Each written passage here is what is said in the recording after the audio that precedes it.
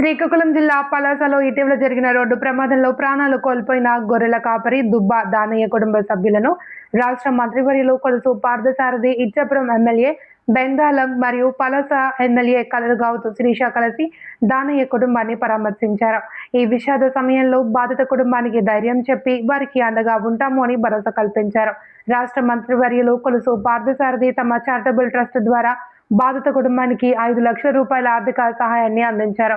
వారి కుటుంబాన్ని కూటమి ప్రభుత్వం అన్ని విధాలుగా ఆదుకుంటుంది అని తెలియజేశారు.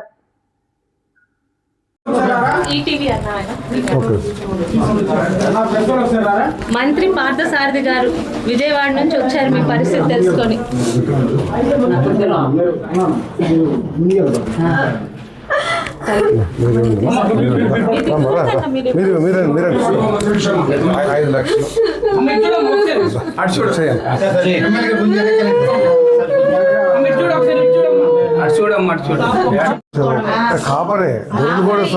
సొంతం కాదు, ఇల్లు సొంతం కాదు, ఏమీ లేదు. వేరే గొర్రెల దగ్గర వచ్చిన మన జిల్లా ఇన్ఛార్జ్ మంత్రి గారు వెంటనే పరిస్థితి చూసి గొర్రెల కాపరి మృతి చెందిన సందర్భంగా ఇందాక సోదరు చెప్పినట్లు నేను కూడా ఒక గొర్రెల కాపరి కుటుంబం నుంచి వచ్చి ఆ భగవంతుడి ఆశీస్సులతో సంఘం సమాజం ఆశీస్సులతో నేను ఈ స్థాయికి వచ్చాను. సోదరి పడ్డ ఆమె ఫీలింగ్స్ ఏదైతే ఉన్నాయో ప్రతి ఒక్కరు అర్థం చేసుకోవాల్సిన అవసరం ఉంది. గొడ్డలి పార్టీ భావిస్తారేమో కానీ ఆ గొడ్డలి పార్టీ నాయకుల ఆలోచన విధానం కూడా ఏ విధంగా ఉందో ఒకసారి సమాజంలో ప్రతి ఒక్కరు కూడా అర్థం చేసుకోవాలని చెప్పేసి మనం చేస్తా ఉన్నాం. సాక్షాత్ ఆ పార్టీ అధినాయకుడు వచ్చి నిరుపేద ఒక సెంటు భూమి లేకుండా ఒక నెలకి కేవలం 8,000 రూపాయల ఆదాయంతో కూలీతో బతుకుతున్న ఆ కుటుంబం గురించి ప్రస్తావన చేయకోకుండా యాక్సిడెంట్ చేసి మరణానికి కారణమైన యువకుడు గురించి 18 సంవత్సరాలు నిండిన మేజర్ గురించి మాట్లాడాడంటే ఆ గొడ్డలి పార్టీ యొక్క DNA ఎటువంటిదో ఒకసారి అందరూ కూడా అర్థం చేసుకోవాలని చెప్పేసి మనం చేస్తాం. ఇది ఒక బాధాకరమైన సంఘటన కాదనంటలా. యాక్సిడెంట్లు చాలామంది చేస్తాం, తప్పిదం మూలంగానో లేకపోతే రకరకాల కారణాలతో చేస్తాం. వాటికి చట్టం తన పని తాను చేసుకుపోతుంటుంది, అది దాంట్లో ఇది లేదు. కానీ ఇక్కడ సరే ఒక తండ్రిగా ఒక కొడుకుని తప్పించి వేరే వాటిని పెట్టించడం అనేది చట్టానికి అది ఆమోదయోగ్యమా కాదనేది కూడా గొడ్డలి పార్టీ నాయకుడు ఆలోచించలేకపోయాడంటే ఒకవేళ అటువంటి వ్యక్తులు ఆ స్థానానికి వస్తే పరిస్థితులు ఏ విధంగా ఉంటారో కూడా ఒకసారి అర్థం చేసుకోవాలని చెప్పేసి మనం చేస్తాను. ఇక్కడ ఆయన అంతా గొంతు చించుకుని మాట్లాడాడు. ఇది పసివాడు, వాడి పార్టీ ఏదో ఇబ్బంది పెడుతుంది, ప్రభుత్వం ఇబ్బంది పెడుతుందని చెప్పారు.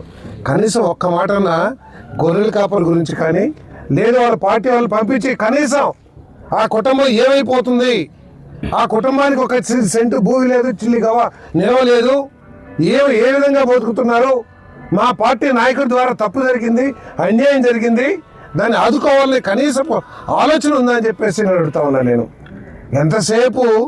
ఎంతసేపు స్వార్థం, రౌడీల్ని పోషించడం, క్రిమినాలిటీని పోషించడం, మొత్తం రాజకీయ వ్యవస్థని క్రిమినల్స్తో నింపేయటం, గంజాయి బ్యాచ్ల్ని ప్రోత్సహించడం, ఇటువంటి చేసే వ్యక్తులు ఈ విధంగానే స్పందిస్తారని చెప్పేసి కూడా నేను మనం చేస్తా ఉన్నా. నేను ఒక గొర్రెలు కాపరి, అతని బతుకు ఏమవుతుంది, అతనికి ఏ విధంగా ఆర్థిక సాయం చేయాలి, లేకపోతే ఏ విధంగా అండగా ఉండాలి, కనీసం ప్రభుత్వాన్ని అయితే విమర్శించాడు కానీ ఏది తప్పు చేసిన అతని తరపున నిలబడి చట్టాన్ని దొంగచాటుగా తన చేతిలో తీసుకుంటానికి ప్రయత్నం చేసిన వ్యక్తి గురించి మాట్లాడాడు కానీ ప్రభుత్వాన్ని కనీసం డిమాండ్ చేశారు, గొర్రెలు కాపరి ప్రభుత్వం తరపు నుంచి సహాయం చేయండి అని ఒక్క మాటన మాట్లాడగలిగాడు అని చెప్పేసి అడుగుతా ఉన్నాను.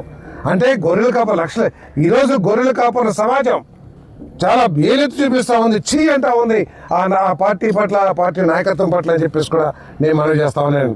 తప్పకుండా ప్రభుత్వం కానీ మరి మన శాసనసభ్యులు శిరీష్ గారు కానీ పక్కనే ఉన్న మన అశోక్ గారు కానీ మరి తప్పకుండా మేమందరం కూడా ఈ రాష్ట్రంలో ఉన్న గొర్రెలు కాపరి సమాజం అంతా కూడా వారికి అండగా నిలబడతామని చెప్పేసి కూడా నేను ఈ సందర్భంగా నేను తెలియజేస్తా ఉన్నాను. మా జిల్లాలో కాదు, ప్రతి జిల్లాలో కూడా మాట్లాడుకుంటున్నారు. అయ్యో పాపం, అతని గురించి ఎవరు పట్టించుకుంటలేదే, అతని గురించి ఎవరు మాట్లాడతలేదని చెప్పేసి చాలా బాధ ఈ గొర్రెల కాపురంలో కూడా ఉందని చెప్పేసి కూడా నేను ఈ సందర్భంగా తెలియజేస్తా ఉన్నాను. కానీ ప్రభుత్వం ఎట్టి పరిస్థితుల్లోనూ మన పలాసలో జరిగిన ఒక యాక్సిడెంట్ తదనంతరం జరిగిన ప్రతి ఇన్సిడెంట్ మీ అందరికీ పత్రికా సోదరులకు తెలుసు. ఇందులో ఎవరు రాజకీయం చేయట్లేదు. చనిపోయింది ఒక పేద కటిక నిరుపేద గొర్రెల కాపరి కుటుంబం అని ప్రతి ఒక్కరూ ముందుకొచ్చి సహకరించారు. ముఖ్యంగా కూటమి ప్రభుత్వం కూడా వాళ్ళ పరిస్థితి చూసి 10 లక్షల రూపాయలు ఆ రోజు కొండపల్లి శ్రీనివాస్ గారు అనౌన్స్ చేశారు. ఎందుకంటే రాజకీయం చేయొద్దన్నానంటే వైసీపీ వాళ్ళకి ఇంకా సిగ్గు బుద్ధి రావటం లేదు. ఈరోజు యాక్సిడెంట్ అయిన వాళ్ళందరికీ ఇస్తారా అని అడుగుతున్నారు. వాళ్ళ పరిస్థితి చూసి మాట్లాడండి. నిన్న ఏదో ఛానల్ చూసానండి, ఎందుకంటే పత్రికా సోదరులు కూడా ఉన్నట్టు రాయాలి. యాక్సిడెంట్ గా రాయకుండా కుటుంబ రాజకీయాలు ఎవడరా ఇక్కడ కుటుంబ రాజకీయాలు చేసింది వైసీపీ వాళ్ళని అడుగుతున్నాను. నా రాజకీయ జీవితంతో సంబంధం లేని లక్షణ గారిని తీసుకొని వచ్చి కుటుంబ రాజకీయాలు చేసింది మీరా మేమా? ఈరోజు నేను ఏదో సుమన్ టీవీ అంటే చూశాను.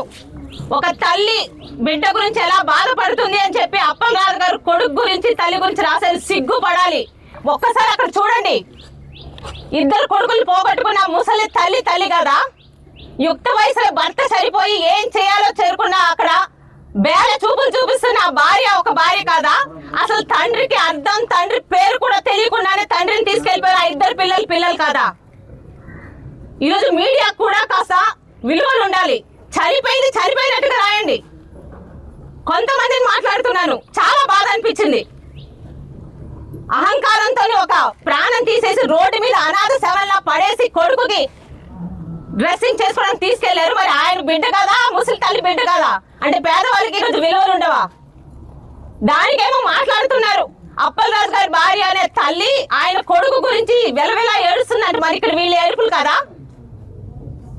కనీసం మానవత్వం మర్చిపోయి కొంతమంది మీడియా వాళ్ళు రాస్తున్నారు. చాలా బాధ అనిపించిందండి. చాలా రకాలుగా మీడియాలు చూసాం, అటు ఇటుగా రాసిన వాళ్ళు చూసాం. మరి మన పలాసలో అప్పలరాజు గారి మోచేతి కింద బ్రతుకుతున్న 4-5 ఛానల్స్, కనీసం ప్రింటింగ్ రాని పేపర్లు అసలు అప్పలరాజు కొడుకు యాక్సిడెంటే రాయరు. అప్పలరాజు కొడుకుని రాజకీయం చేస్తున్న శిరీష గురించి రాస్తున్నారా? శిరీషనా యాక్సిడెంట్ చేయమంది? శిరీషనా యాక్సిడెంట్ చేశాక అనాథ శవాన్ని అక్కడ వదిలేసి నీ కొడుకుని తీసుకొని వెళ్ళమంది? ఒక ప్రజాప్రతినిధి ఉండి నిజంగా నీ కొడుకుని తీసుకొచ్చి అప్పు చెప్పుంటే అమాంతరం రాత్రి నీ తాలూకా క్రెడిట్ పెరిగిపోయేది కదా. నీ కొడుకు అయితే మనిషి, మిగతా వాళ్ళు మనుషులు కాదు. ఈ రోజు మళ్ళీ దానికి సోషల్ మీడియా ద్వారా సిగ్గు లేకుండా మళ్ళీ దాన్ని కవరింగ్ ఒకటి. బాధ అనిపించిందండి నేను ఆ సుమన్ టీవీ చూస్తే. ఇక్కడ ఒక తల్లి, ఒక భార్య, 2 బిడ్డలు పడుతున్న బాధ కనిపించదు. అహంకారంతో యాక్సిడెంట్ చేసి తప్పు చేసి జైల్లో ఉంటే అంటే ఈ రోజు ఏమైనా వేరే రాజ్యాంగం ఉందా? యాక్సిడెంట్ చేస్తే అరెస్టులు చేయరా? యాక్సిడెంట్ చేసి ఈరోజు సాక్ష్యాలు తారుమారు చేస్తే